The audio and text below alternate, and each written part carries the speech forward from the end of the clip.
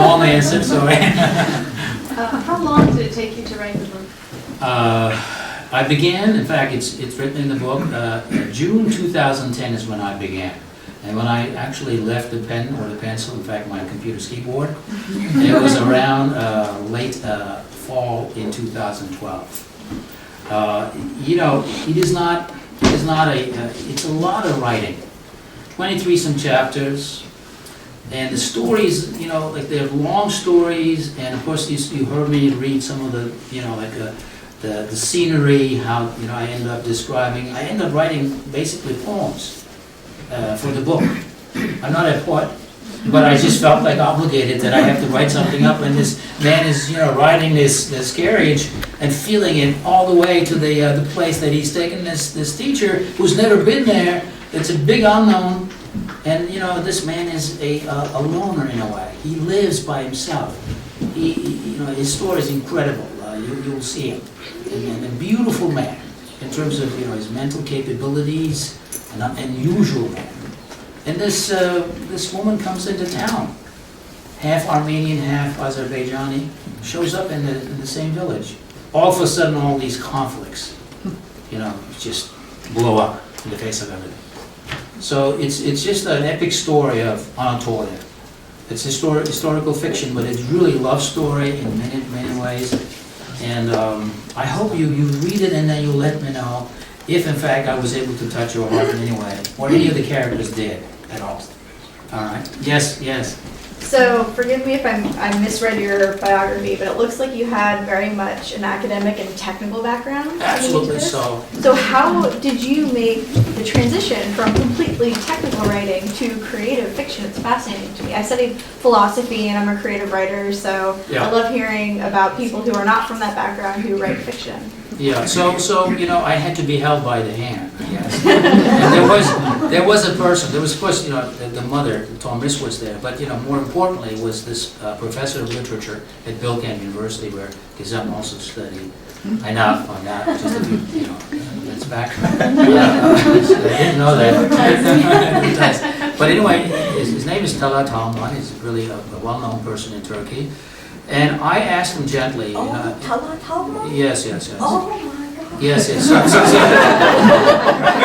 So in one of our sort of coincidental lunch meetings, I found myself in front of him somehow, right, sitting across the, you know, where he was dining with me.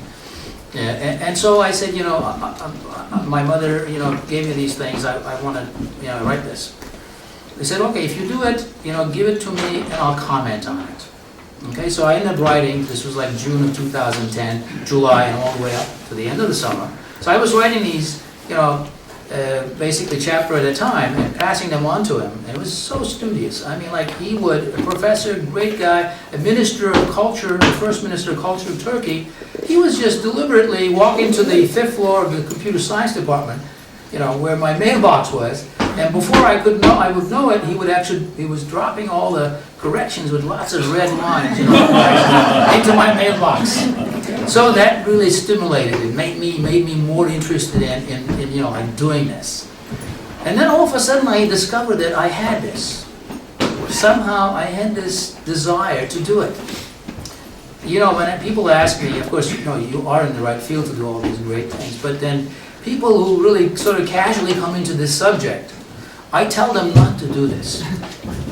Because it's a lot of work, and it's very painful at times. You almost have to sort of like mentally, you know, like be on some kind of a channel by yourself. I was in complete solitaire life, you know, form in my apartment. There was nobody around. I was just writing these things, not opening the door at times when in fact someone banged on it and so on. I'm literally, you know, I'm telling you what happened. Because like a monk. I was You're like a writing monk. Hmm? Like a monk. Like a monk, yes. Actually, he has like two a monk. personalities. One is completely artistic and the other one is completely scientific. So he changes identity. She just thinks it's correct. Yes, I'm just bipolar in that regard. But she's absolutely correct. You know, I have this incredibly aggressive scientific sort of personality, but then at the same time, you just, you know, heard me play this thing as I do. You can see how my body moves because I hear all the sounds inside me. You know, those things come to me. I don't look at any notes, anything. I mean, like, this is me. It's like my fingers are, and like the Aslan was also doing his, drum. My fingers are controlled completely by my brain, by my emotions. And so this really is something we can all tap. But we just have to feel it. It is like we have to reach deep inside. This is one of the things that you will really find out in this novel. This character, Tahir, is so unique.